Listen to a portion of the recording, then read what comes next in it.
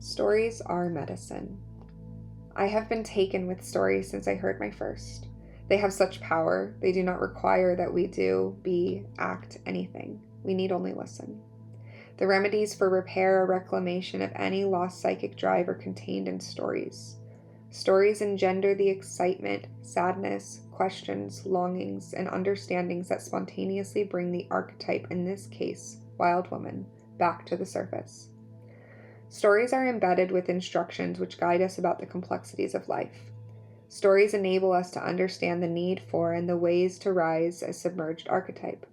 The stories on the following pages are the ones, out of hundreds, that I have worked with and pored over for decades, and I believe most clearly express the bounty of the wild woman archetype. Sometimes various cultural overlays disarray the bones of stories. For instance, in the case of the Brothers Grimm, among other fairy tale collectors of the past few centuries, there is strong suspicion that the informants, storytellers, of that time sometimes purified the stories for the religious brothers' sakes. Over the course of time, old pagan symbols are overlaid with Christian ones, so that an old healer in a tale became an evil witch, a spirit became an angel, an initiation veil or caul became a handkerchief, or a child named Beautiful.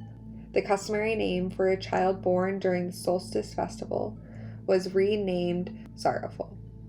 Sexual elements were omitted. Helping creatures and animals were often changed into demons and boogies. This is how many women's teaching tales about sex, love, money, marriage, birthing, death, and transformation were lost. It is how fairy tales and myths that explicate ancient women's mysteries have been covered over too. Most old collections of fairy tales and mythos existent today have been scoured clean of the scatological, the sexual, the perverse, as in warnings against the pre-Christian, the feminine, the goddesses, the initiatory, the medicines for various psychological malaises, and the direction for spiritual raptures. But they are not lost forever. I was given as a child many of what I know to be unvarnished and uncorrupted themes of the stories of old, many of which I bring to this work. But even story fragments as they exist today can foreshadow the shape of the entire story. I've poked about in what I playfully call fairy tale forensics and paleomythology, even though at its heart, reconstruction is a long, intricate, and contemplative endeavor. When such would be effective, I use various forms of exegesis, comparing leitmotifs, taking anthropological and historical inferences into account in forms both new and old. This method, in part, reconstructs from ancient archetypal patternings learned through my years of training in analytical and archetypal psychology, which preserve and study all the motifs and plots in fairy tales, legends, and mythos in order to apprehend the instinctual lives of humans. I gain and assist from templates that lie in the imaginal worlds, the collective images of the unconscious, and those drawn up through dreams and non-ordinary states of consciousness. A final polish might be gained by comparing the story matrices with archaeological evidence from ancient cultures themselves, such as ritual pottery, masks, and figurines. Simply put, in fairy tale locution, I spend much time raking the ashes with my nose. I have been studying archetypal patterns for some 25 years, and myths, fairy tales, and folklore from my familial cultures for twice as long. I have learned a vast body of knowledge about the bones of stories, and know when and where the bones are missing in a story. Through centuries, various conquests of nations by other nations, and both peaceful and forced religious conversions have covered over or altered the original core of the old stories. But there is good news. For all the structural tumble down in existing version of tales, there is strong pattern that still shines forth. From the form and shape of the pieces and parts, it can be determined with good accuracy what has been lost from the story, and those missing pieces can be redrawn accurately, often revealing amazing understructures which begin to heal women's sadness that so much of the old mysteries have been destroyed. It is not quite so. They have not been destroyed.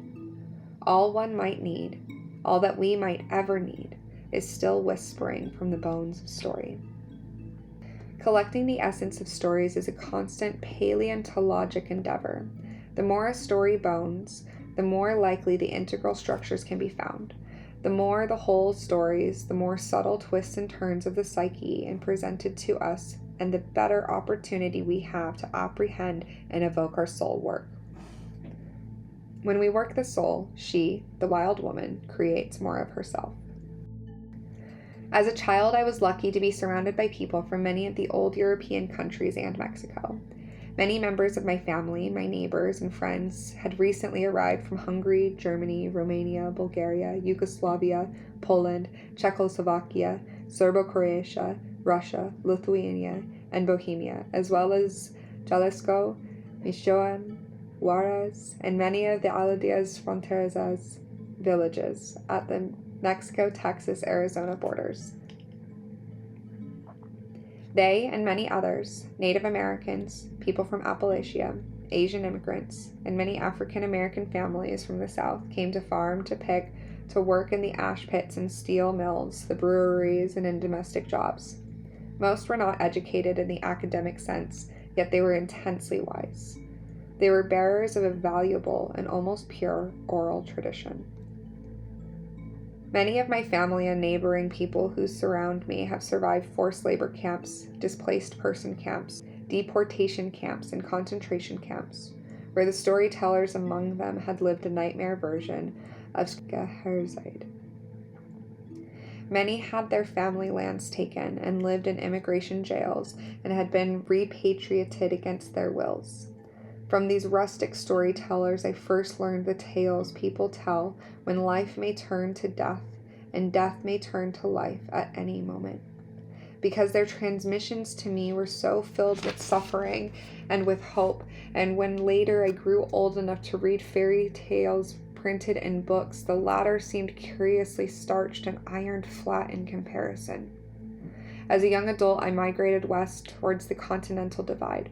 I lived amidst the loving Jewish, Irish, Greek, Italian, Afro-American, and Alsatian strangers who became kindred spirits and friends. I've been blessed to know some of the rare and old Latino communities from the southwestern USA, such as the Trampas and the Chocas, New Mexico. I was fortunate to spend time with Native American friends and relatives, from the Inuit in the north to the Pueblo and Plains people in the west, to the Nahuas, Lacandones, Tewanas, Huichols, Saris, Mayaquish, Mayacacheli, Mesquitos, Cunas, Nazca Quenuas, and Yavaros in Central and South America. I've traded stories with sister and brother healers at kitchen tables and under grape arbors, and while patting tortillas, tracking wildlife, and sewing millionth cross-stitch. I have been lucky to share the last bowl of chili, to sing with gospel women as to raise the dead, and to sleep under stars in houses without roofs.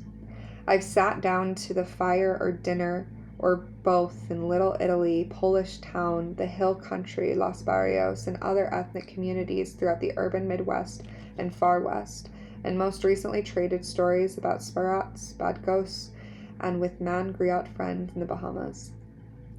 I have been double lucky that whenever I've gone, the children, the matrons, the men in their prime, the old coots and the crones, the soul artists, have crept out of the woods, jungles, meadows, and sandhills to regale me with caws and cavils, and I too to them.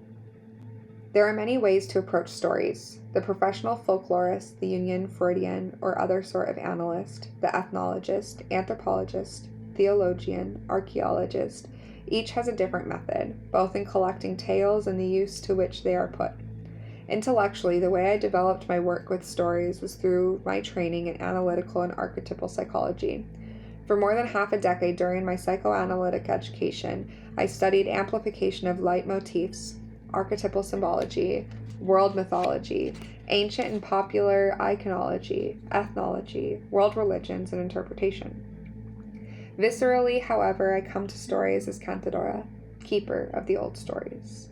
I come from a long line of tellers. Mezamondok, old Hungarian women who might as easily tell while sitting on wooden chairs in their plastic pocketbooks on their laps, their knees apart, their skirts touching the ground, or while wringing the neck of a chicken, and cuentistas, old Latina women who stand, robust of breast, hips wide, and cry out the story ranchera style. Both clans storytell in the plain voice of women who have lived blood and babies, bread and bones. For us, story is medicine, which strengthens and arights the individual and the community. Those who have taken on the responsibilities of this craft and are committed to the numen behind the craft are direct descendants of an immense and ancient community of holy people, troubadours, bards, griots, cantadoras, cantors, traveling poets, bums, hags, and crazy people. I once dreamt I was telling stories and felt someone patting my foot in encouragement. I looked down and saw I was standing on the shoulders of an old woman who was studying my ankles and smiling up at me. I said to her, No, come stand on my shoulders, for you are old and I am young." No, she insisted. "This is the way it is supposed to be." I saw that she stood on the shoulders of a woman far older than she, who stood on the shoulders of a woman even older, who stood on the shoulders of a woman in robes, who stood on the shoulders of another soul, who stood on the shoulders. I believed the old dream woman about the way it was supposed to be. The nurture for telling stories comes from the might and endowments of my people who have gone before me.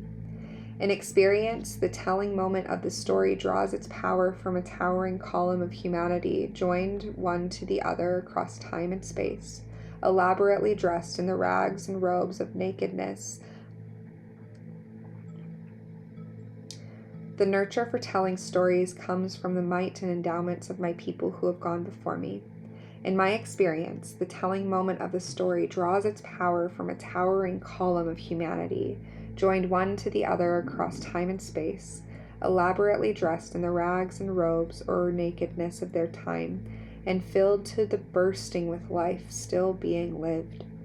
If there is a single source of story and numen of story, this long chain of humans is it. Story is far older than the art and science of psychology, and will always be the elder in equation no matter how much time passes. One of the oldest ways of telling, which intrigues me greatly, is the passionate trance state, wherein the teller senses the audience, be it an audience of one or many, and then enters a state in the world between worlds, where a story is attracted to the trance teller and told through her. The trance teller calls on el duende, the wind that blows soul into the faces of listeners. A trance teller learns to be psychically double-jointed through the meditative practice of story. That is, training oneself to undo certain psychic gates and ego apertures in order to let the voice speak. The voice that is older than the stones. When this is done, the story may take any trail, be turned upside down, be filled with porridge and dumped out for a poor person's feast, be filled with gold for the taking, or chase the listener into the next world. The teller never knows how it will all come out, and that is at least half of the moist magic of story. This is a book of tellings about the ways of the wild woman archetype. To try to diagram her, to draw boxes around her psychic life, would be contrary to her spirit. To know her is an ongoing process, a lifelong process, and that is why this work is ongoing work, a lifelong work. So here are some stories to apply to yourself as soul vitamins, some observations, some map fragments, some little pieces of pine pitch for fastening feathers to trees to show the way, and some flattened underbrush to guide the way back to El Mundo Subterráneo, the underground world, our psychic home. Stories set the inner life into motion, and this is particularly important where the inner life is frightened, wedged, or cornered. Story greases the hoists and pulleys. It causes adrenaline to surge, shows us the way out, down, or up, and for our trouble cuts for us wide doors in previously blank walls, openings that lead to the dreamland, that lead to love and learning, that lead us back to our own real lives and knowing wildish women. Stories like Bluebeard bring us news of just what to do about the women's wound that will not cease its bleeding. Stories like The Skeleton Woman demonstrate the mystical power of relationship and how deadened feeling can return to life and deep loving once again. The gifts of Old Mother Death are to be found in the character of Baba Yaga, the wild hag. The little doll who shows the way when all seems lost, raises one of the lost womanly and instinctual arts to the surface again in Vassalia the Wise. Stories like La Loba, a bone woman in the desert, teach about the transformative function of the psyche. The handless maiden recovers the lost stages of the old initiation rites from ancient times, and as such offers a timeless and lifelong guidance for all the years of a woman's life. It is our brush with the wild nature that drives us not to limit our conversations to humans, not to limit our most splendid movements to dance floors, nor our ears only to music made by human-made instruments, nor our eyes to taut beauty, nor our bodies to approved sensations, nor our minds to those things we all agree upon already. All these stories present the knife of insight, the flame of the passionate life, the breath to speak what one knows, the courage to stand what one sees without looking away, the fragrance of the wild soul. This is a book of women's stories, held out as markers along the path. They are for you to read and contemplate in order to assist you towards your own natural one freedom, your caring for self, your animals, earth, children, sisters, lovers, and men. I will tell you right now, the doors to the world of the wild self are few but precious. If you have a deep scar, that is a door. If you have an old story, that is a door. If you love the sky and the water so much you almost cannot bear it, that is a door. If you yearn for a deeper life, a full life, a sane life, that is a door. The material in this book was chosen to embolden you. The work is offered as a fortification for those on their way, including those who toil in difficult inner landscapes, as well as those who toil in and for the world. We must strive to allow our souls to grow in their natural ways and to their natural depths. The wildish nature does not require a woman to be a certain color, a certain education, a certain lifestyle or economic class. In fact, it cannot thrive in an atmosphere of enforced political correctness or in being bent to old burnt-out paradigms. It thrives on fresh sight and self-integrity. It thrives on its own nature. So whether you are an extrovert or an introvert, a woman-loving woman, a man-loving woman, or a God-loving woman, or all of the above, whether you are possessed of a simple heart or the ambitions of an Amazon, whether you are trying to make it to the top or make it through tomorrow, whether you be spicy or somber, regal or rough, the wild woman belongs to you. She belongs to all women. To find her, it is necessary for women to return to their instinctive lives, their deepest knowing. So let us push on now and remember ourselves back to the wild soul. Let us sing her flesh back onto our bones. Shed any false coats we have been given. Don the true coat of powerful instinct and knowing. Infiltrate the psychic lands that once belonged to us. Unfurl the bandages. Ready the medicine. Let us return now, wild women howling, laughing, singing up the one who loves us so. For the issue is simple. Without us, wild woman dies. Without wild woman, we die. Pada vida, for true life, both must live.